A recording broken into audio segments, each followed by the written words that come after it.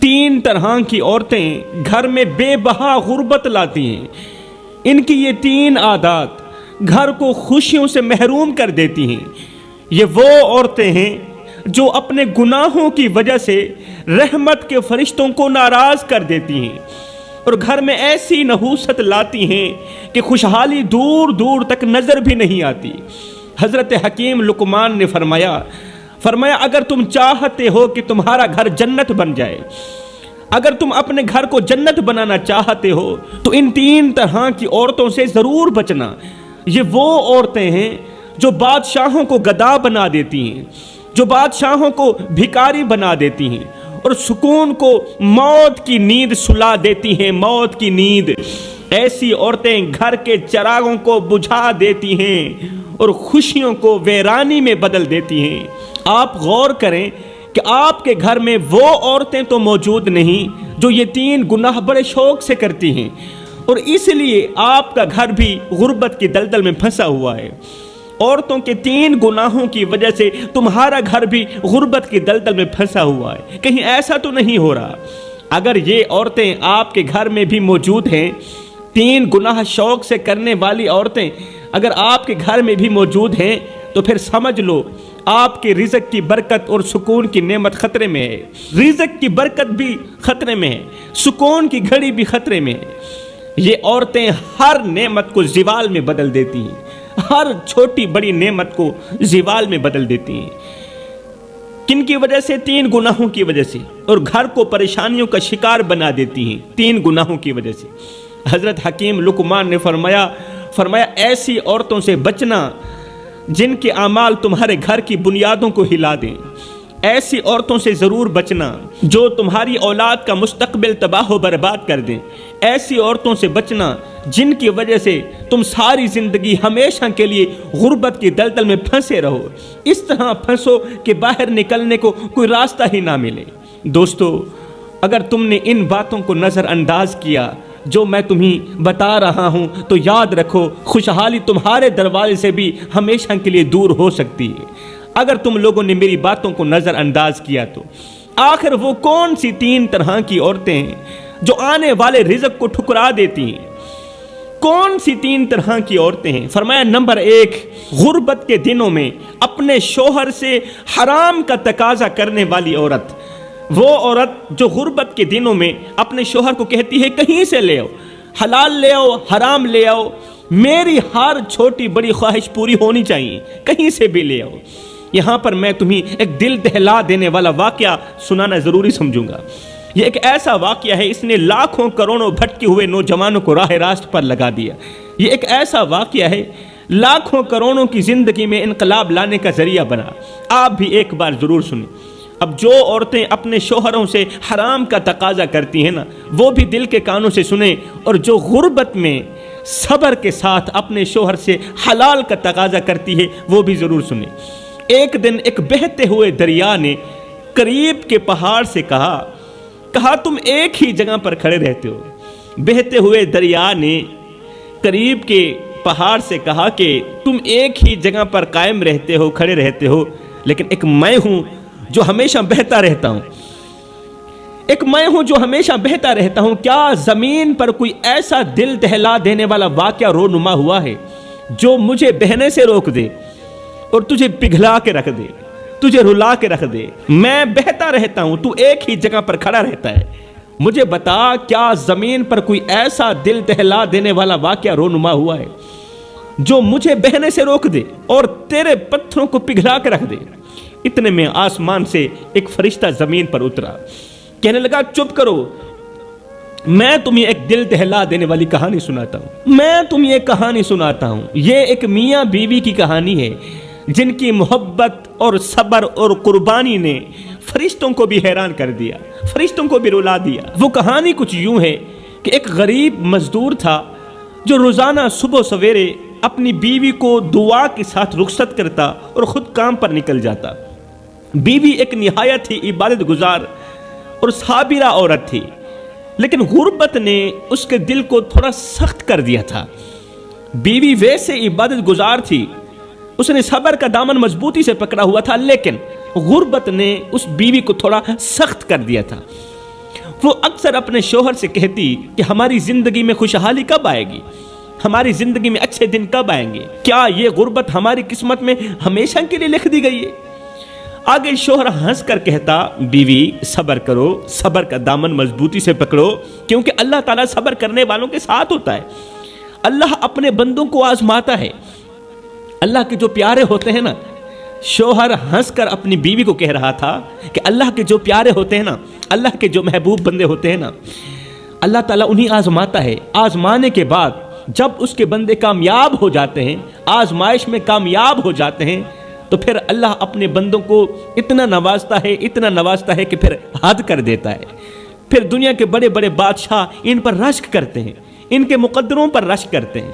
مجھے اللہ پر یقین ہے کہ وہ ہماری دعائیں ضرور سنے گا، اللہ ہماری دعائیں ضرور سنے گا۔ لیکن بیوی کے دل میں بے چینی بڑھتی جا رہی تھی۔ کس چیز کی بے چینی؟ غربت کی بے چینی، کہ اس کی بیوی کا کوئی بھی خواب پورا نہیں ہوتا تھا غربت کی وجہ سے، کہ آخر ہم ان برے دنوں سے کب نکلیں گے، اس غربت کی دلدل سے کب نکلیں گے۔ ایک دن شوہر بیمار ہو گیا اور کام پر نہ جا سکا۔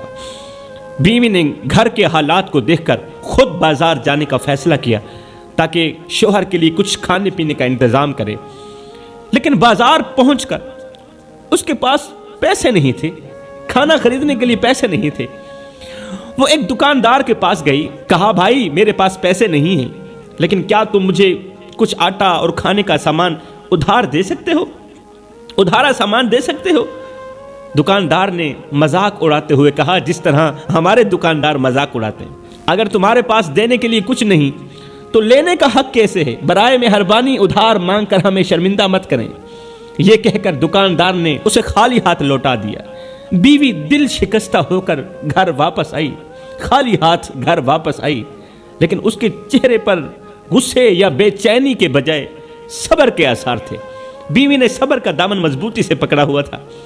اس نے گھر پہنچ کر شوہر کے قریب بیٹھ کر کہا، روتے ہوئے کہا، آج میں نے بازار میں اپنی بے بسی کی انتہا دیکھی ہے۔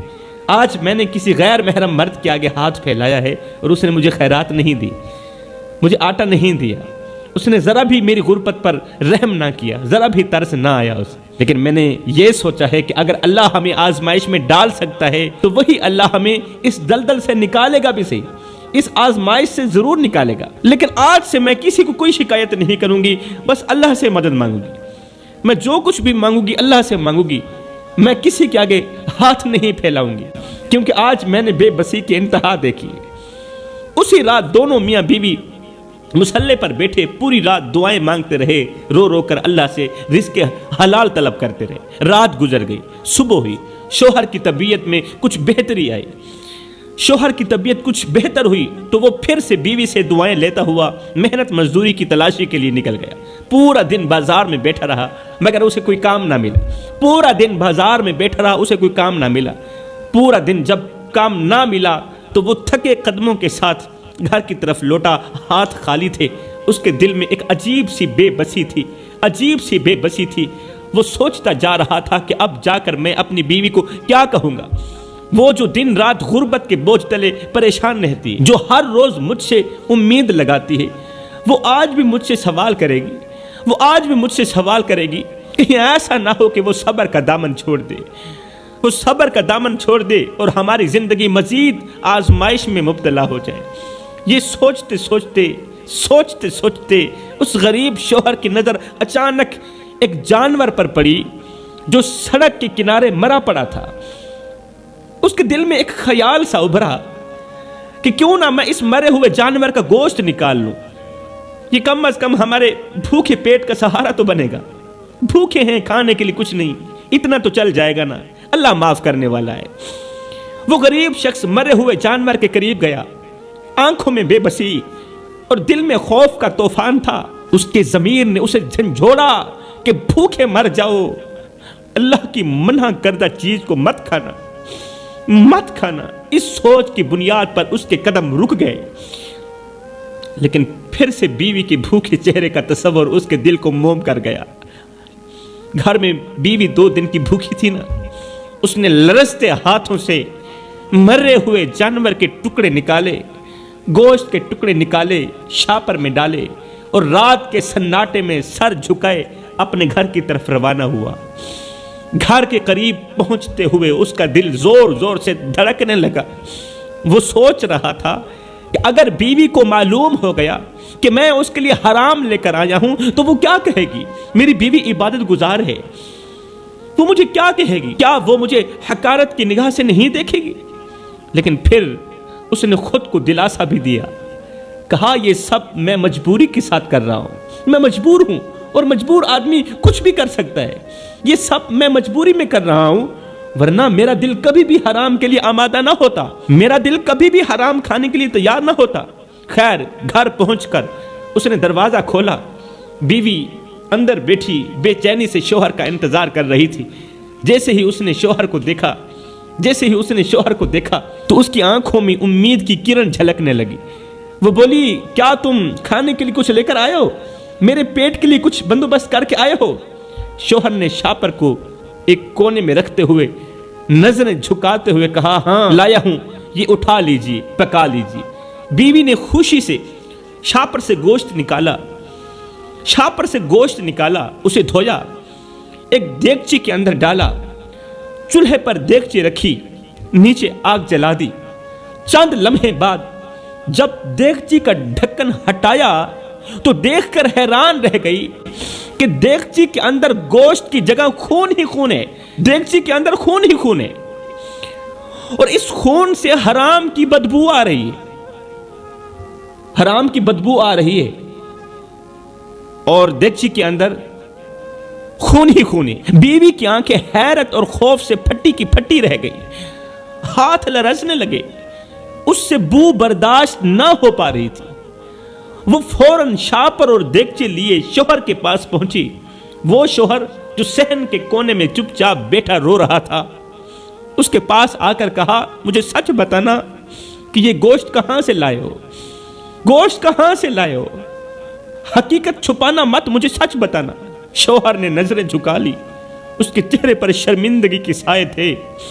لرزتی ہوئی آواز میں اس نے کہا، میں مجبور ہو گیا